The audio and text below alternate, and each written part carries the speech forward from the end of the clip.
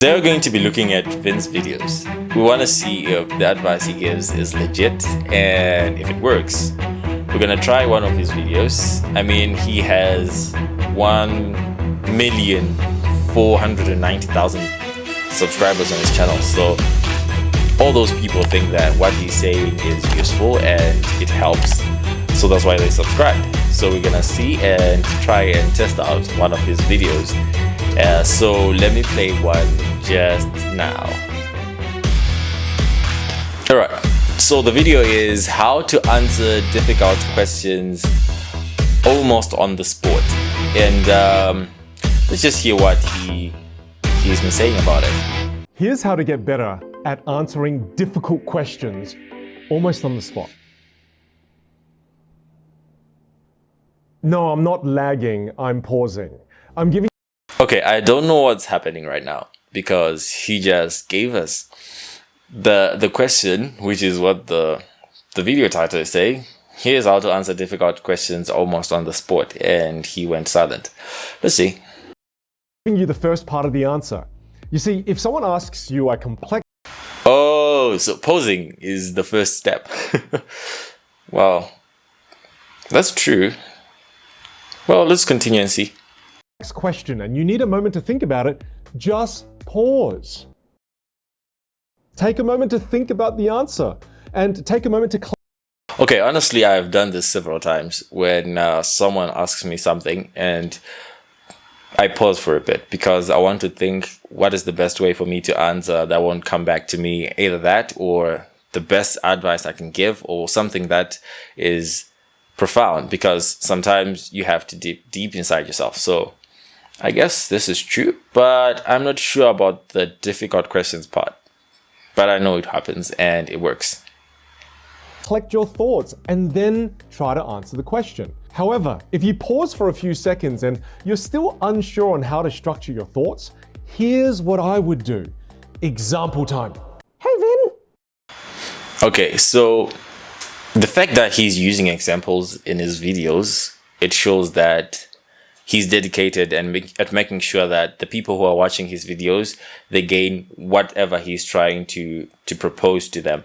Because trust me, if you just hear information without being given an example, sometimes it might be difficult to do it. So when he gives an example, I think it's okay. It's good because you get to see where it actually works. So let's hear the example together. Why is online personal branding so important? Sarah, do you mind if I just take a few moments to organize my thoughts? I want to be able to add the most value possible to you. Do you mind if I just take a couple of moments? Thanks, Sarah. Cheers.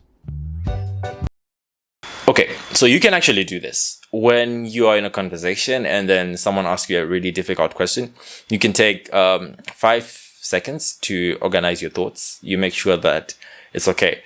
Now, the difficult question is some people start to look up. They're like, no, just keep eye contact and organize your thought while you're staring at the person. Don't worry much. And usually you find out that if you keep quiet for about 5 seconds before you speak or say anything, the person will continue talking. And as they continue, you'll be reorganizing your thoughts. That's more time for you. But after 5 seconds, I'm pretty sure that you would have organized your thoughts into the right state. So, the first thing when you're building an online personal brand, the first thing that it helps you with is it helps you build reputation at scale, even when you're sleeping. And you've got to understand too that your reputation, Sarah, it's a long-term asset that grows with you on your journey, even if you change careers. And so the second thing I wrote is that having a strong online personal brand, it helps you create more trust and credibility. And then on top of this, it helps position you as an expert in your industry. And the final thing I noted down, Sarah, as I was reflecting on this, is that when you build an online personal brand, you're going to have more impact. Sarah, I hope that helps. Example time over. Now look. Okay, so this is the example I gave and he answered it pretty well because creating a good reputation, it helps a long way. Even after, let's say you're at a job, even after you leave that place, your reputation lives with you, and everywhere you go, the people will still have you with your reputation. You won't leave it wherever you have gained it. So I think he answered it pretty well.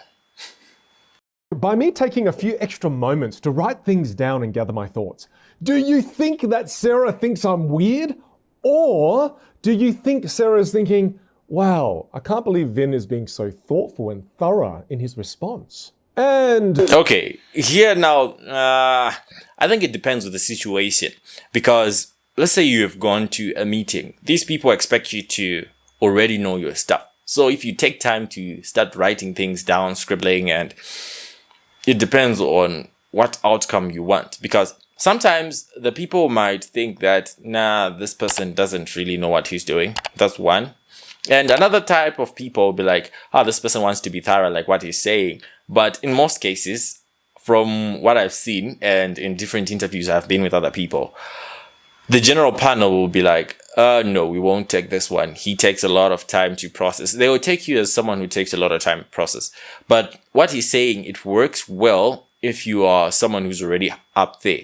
So whenever you're writing things down, people will say, they're being really thoughtful before they give me an answer, because they want to give me a truthful and very correct answer that will help me. Probably they're trying to tailor make it so that I understand.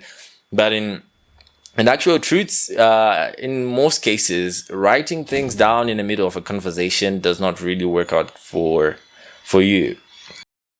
by me using a pen and paper, it's old school and it makes me seem rather sophisticated. Bonus points. This is what I used to do when I get overwhelmed by a question, and I've never had anybody have a problem with it. And here's the benefit of practicing in this way. After you do this 10 times, you may now only need about, 30 seconds to scribble down notes as compared to maybe 45 seconds before. And then once you do it 100 times, you may now only need 10 seconds. Now, this is true. Okay, this is true. We had to wait to get to that point in the video. You can do it practicing on your own. You get a list of difficult questions. You can find them online. That can help you. You do it several times. You practice continuously until you get to a point where you really need maybe 5 seconds to do that. Yeah, that can work. But having to spare 45 seconds in the middle of a conversation to start scribbling things down, that will not help you, not at all.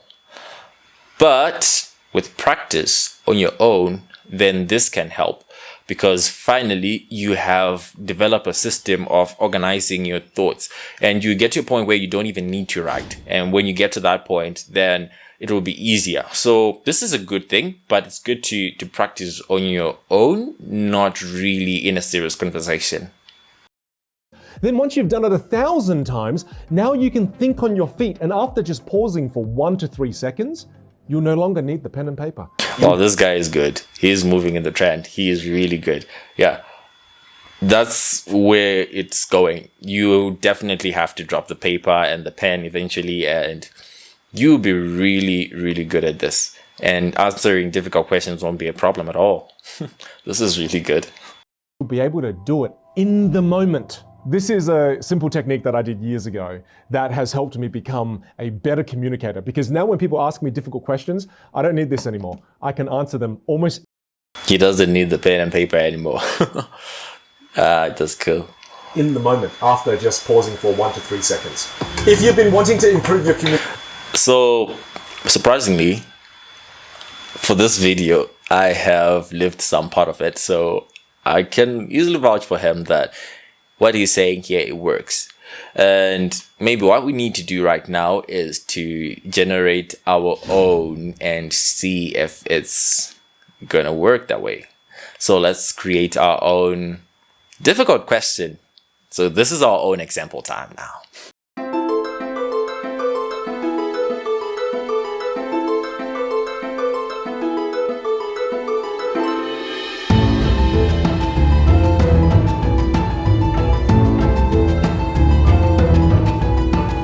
Since you started doing this whole business, what is the biggest challenge you have ever faced? Probably the biggest challenge I have faced is every challenge I have faced, because the moment I'm in the challenge, it's as difficult, more difficult than the previous one I've met. Probably it might be the same, but because I have already dealt with the previous challenge, if it happens again, I can easily overcome it. But because this new challenge, I have never met it, it's totally new, it becomes the most difficult challenge for me. And once I'm done with it, if it happens again, then I'm good. And whatever comes next, if I've never met it, it becomes the most difficult challenge because it will be the challenge at that moment. If it wasn't difficult, it wouldn't be a challenge, and I could easily just deal with it without calling it a challenge necessarily. Okay. Well, we'll see. But I don't think they are really most difficult challenges, honestly. Anyway, that's enough. This is a very useful tool for business people because they are invited for interviews to represent their companies, and sometimes they're caught off guard and they have to say something that represents the company or that represents themselves. And when they do that, they need to make sure that whatever they say is correct and true because it's going to represent whoever they are. It's their representations in words. So watch out and learn how to answer difficult questions. Thanks, Vin. This has been really good. I hope I'll do that for another video of yours. Till we meet again.